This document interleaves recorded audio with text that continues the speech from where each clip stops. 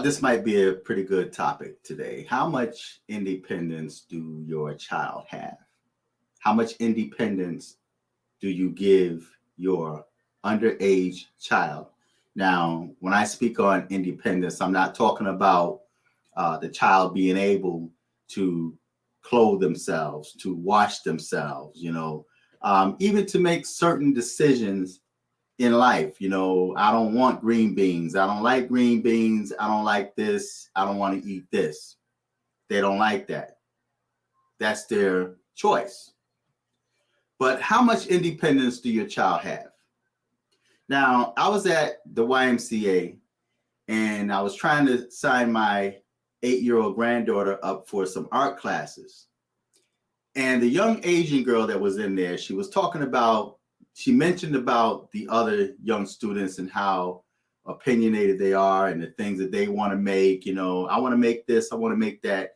So one of the other women in there responded and says, yes, they're pretty, outspoken. And I'm like, well, I said, that's the way young people are now today.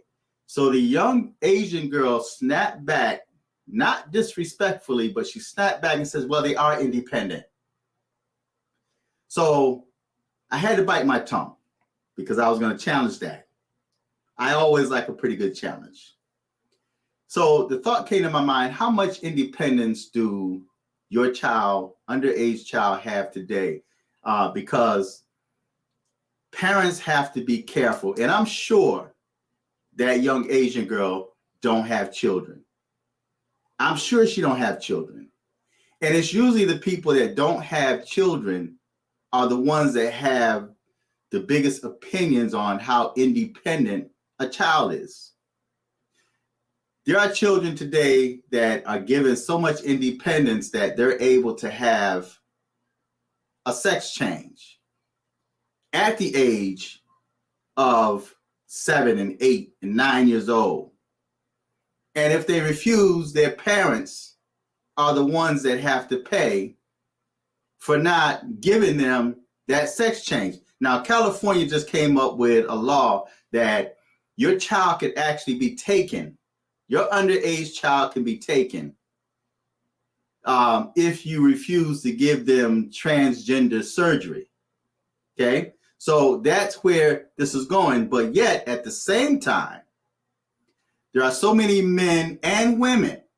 Remember those school teachers that had relations with their students, their underage students. They went to jail behind that. And people are quick to say, well, they're children.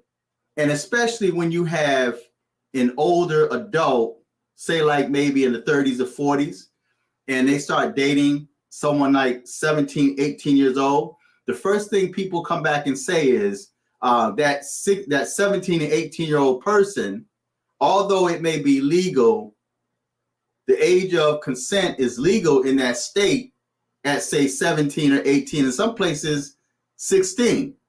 They still say that they're not mature enough to make those choices for themselves.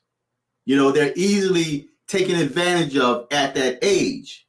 But yet when it comes to a sex change, parents have no right. According to today's society, they really have no rights when it comes to their children, underage children, thinking that they want a sex change. And then later in life, end up regretting it because at that age, they weren't mature enough to make rational choices and decisions for themselves.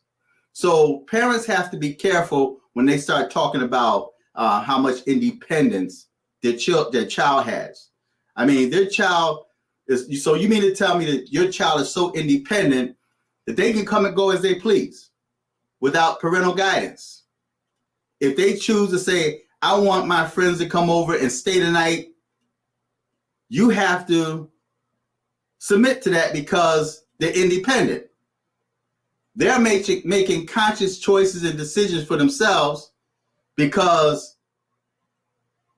according to society, they're old enough and mature enough to receive transgender and LGBTQ information or education.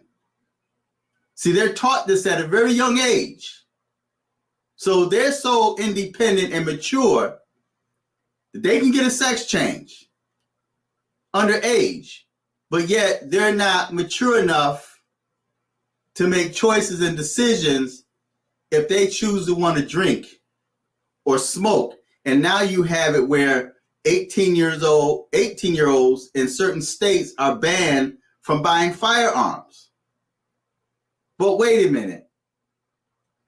This 10-year-old could get a sex change.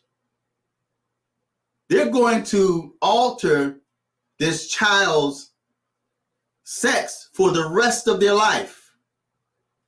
But yet this 18-year-old is not old enough or responsible enough to own a firearm.